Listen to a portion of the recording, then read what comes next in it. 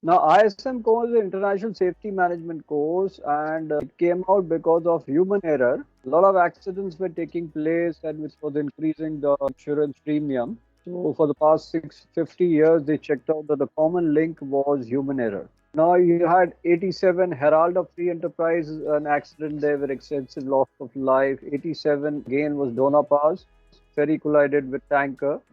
89 Exxon Valdez, everyone knows, 38,000 tons of crude oil in Alaska, claims of $5 billion. 90 Scandinavian Star, a lot of loss of life. 91 Moby Prince and Abruzzo, they collided and 143 people died.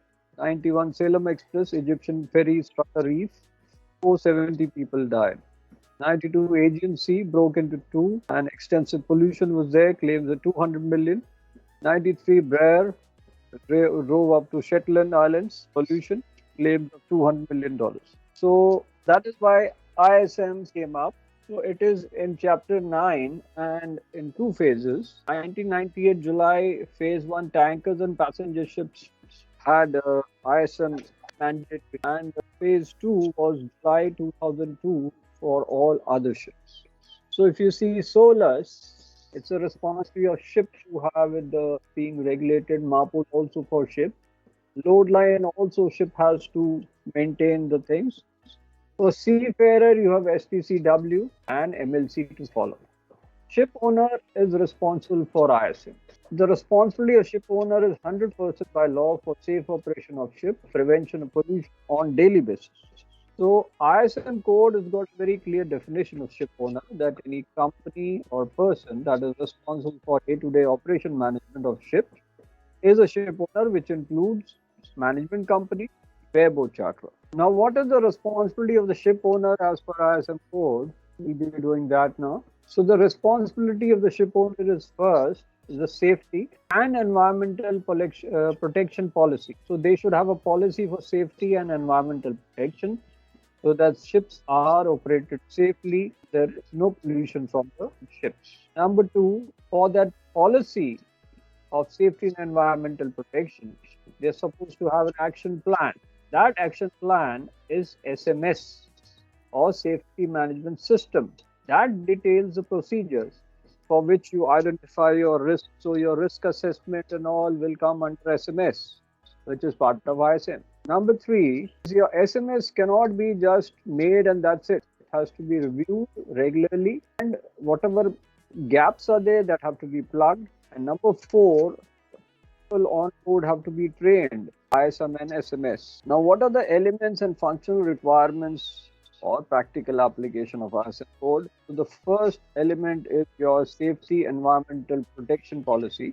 So that's the first element, and that is a promise by the owner that his vessels will be having safe operation and they will prevent pollution. That has to be developed by the owner, and that is applicable for the entire organization, that is the shore, office, as well as the ships they operate. And this policy of safety and environmental protection, that has to be approved by the flag state. So that is required as per SOLAS. Number two element is SMS, because you have to implement that promise into action. So that intent to deliver the promise into action has to be put that policy into practice. For that you have SMS, and you have these two sides. One is the shore where you have the DPA, and the ship the master. So the procedures are there given by the owner for the entire company. DPA is responsible for shore and master the ship, and this has to be by the flag state. It's element 2 of ISM. So element 2, you have to have key operations. The policy for operating SMS key operations. So watchkeeping, routine cargo, routine maintenance, anchoring, arrival, departure. These are the key day-to-day operations, the routine operations. Then you are supposed to have SMS for critical operations, which have higher level of risk, like bunkering and closed space entry, navigating in restricted visibility, encountering heavy weather, and STS operations. Then you have contingency plans, emergency operations, which are confirmed by regular drills, abandoned ship fire, collision, grounding, man overboard, and the various other, which we have almost 35. These are part of SMS. Element 3 is record keeping. Because if you don't have a record, you don't know whether you've done it or not. Now, there was a question, I think one of the chief engineers was doing his course from V-Ships. There was a question that in case work permit file is missing during audit, इसको permit, close space entry और hot work permit and all, उसकी फाइल ही गायब होगी याद से। यही आपने सेफ्टी के प्रैक्टिसेस फॉलो ही नहीं किया, अगर वर्क परमिट ही नहीं है, कोई एक्सीडेंट नहीं हुआ, वो बात अलग है, बट हमारे पास तो रिकॉर्ड ही नहीं है।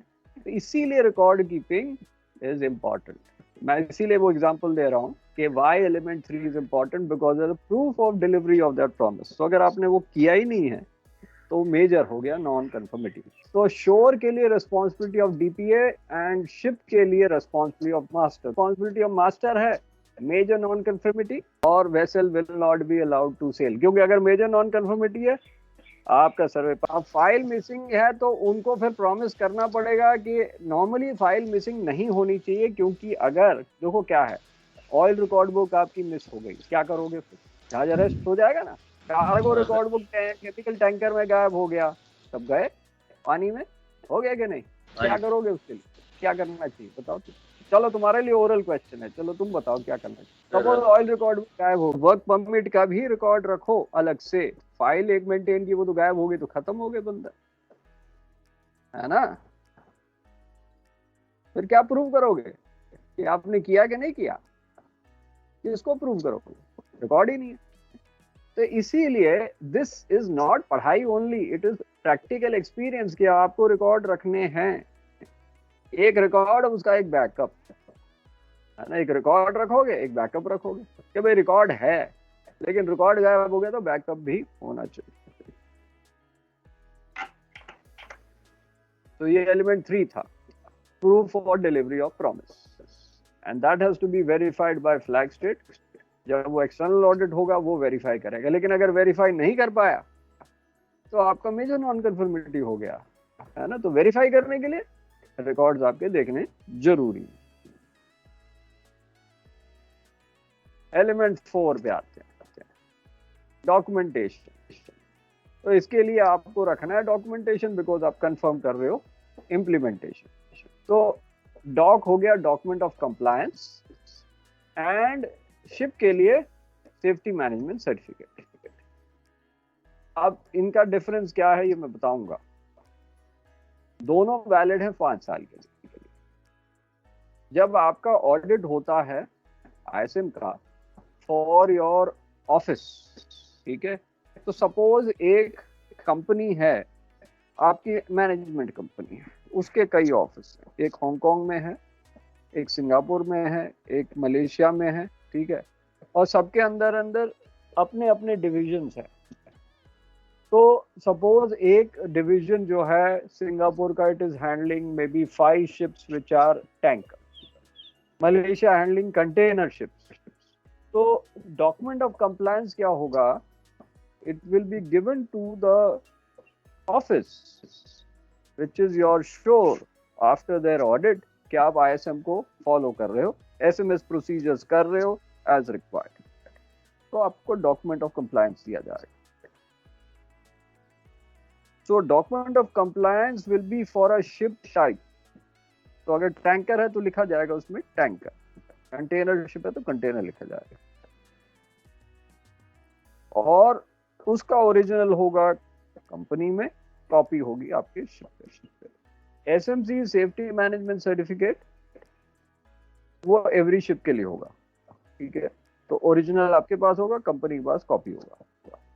अब document of compliance suppose expire हो गया, वैलिडेट आपने नहीं कराया, तब क्या होगा?